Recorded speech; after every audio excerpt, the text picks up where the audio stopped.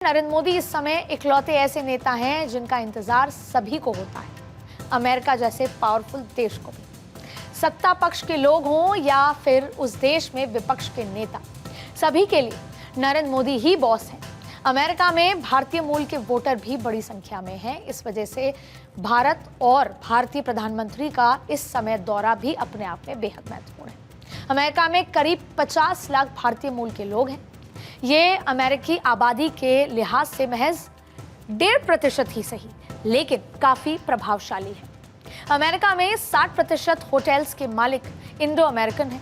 भारतीय मूल के सीईओ गूगल और वर्टेक्स फार्मास्यूटिकल्स जैसी कई कंपनियों में लीडरशिप के रोल में हैं और ये कंपनियां करीब 27 लाख अमेरिकियों को रोजगार देती हैं। आंकड़े बता रहे हैं क्योंकि उससे उसका प्रभाव पता चलता है।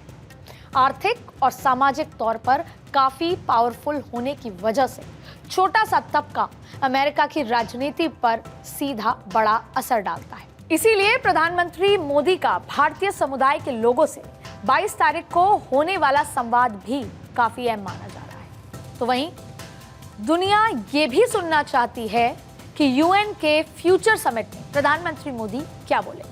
पीएम मोदी की कोशिशों की वजह से ही अफ्रीकन यूनियन के देशों को G7 जैसे समूह में एंट्री मिल सकी और अब इन देशों को लगता है कि मोदी ही दुनिया में उनकी परेशानियों के समाधान का सबसे बड़ा नाम है। ग्लोबल साउथ के इन देशों में दक्षिण अमेरिका, मैक्सिको, कैरेबियन, अफ्रीकन, मध्य पूर्व और दक्षिण पूर्व एशिया के देश शामिल हैं। ये वो देश हैं जहां गरीबी, बढ़ती जनसंख्या, कम आय, रहने के लिए जगह की कमी, शिक्षा के सीमित मौके और पर्याप्त स्वास्थ्य सुविधाओं की कमी जैसी समस्याएं करीब करीब एक जैसी। ग्लोबल साउथ के इन देशों में से कई चीन के कर्ज जाल में भी फंसे हुए हैं और उस मकड़ जाल को तोड़ने के लिए भी बेताब है। भारत इन देशों को मजबूत बनाना चाहता है। भारत इन देशों की मजबूत आवाज बनकर उभर भी रहा है जो चीन को नागवार गुजर रहा है।